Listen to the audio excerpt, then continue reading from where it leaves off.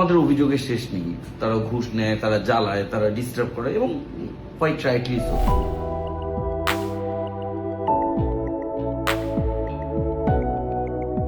রোববারের সেই সন্ধ্যা, আকাশে আলো ধীরে ধীরে নিভে আসছিল। সমুদ্র তখনও নিজের ছন্দে বয়ে যাচ্ছিল। কেউ ভাবেনি সেই ঢেউই কেড়ে নেবে এক পরিচিত মুখ, হয়ে উঠবে এক অসমাপ্ত গল্প।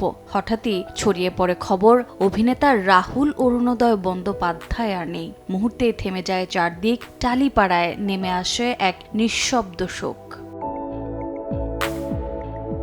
শুটিং চলাকালীন তালসারির পানিতে ডুবে মৃত্যু, ঘটনাটা যেন এখনো বিশ্বাস করতে পারছে না কেউ। কিছুক্ষণ আগেও ক্যামেরার সামনে দাঁড়িয়ে থাকা মানুষটি কিভাবে সবার সামনেই হারিয়ে গেলেন পানির গভীরে, সেই প্রশ্নই এখন তাড়া করছে সহকর্মী, বন্ধু, পরিচিত সবাইকে।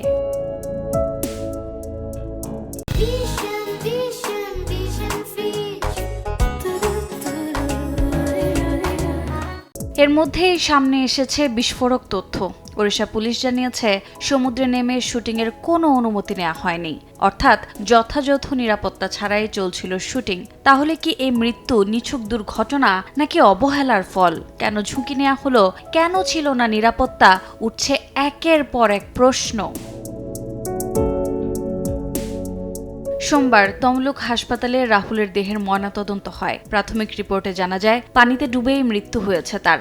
দীর্ঘ সময় ডুবেছিলেন তিনি, ফলে ফুসফুসে অতিরিক্ত বালি ও পানি জমে যায়। ময়নাতদন্তের পর শুরু হয়েছে তদন্ত। ইউনিটের সদস্যদের জিজ্ঞাসাবাদ করছে পুলিশ। অন্যদিকে সহকর্মীদের কণ্ঠে একটাই দাবি, সত্য সামনে আসুক। এ মৃত্যু যেন শুধু শোক হয়ে না থাকে, এর উত্তরও যেন মেলে।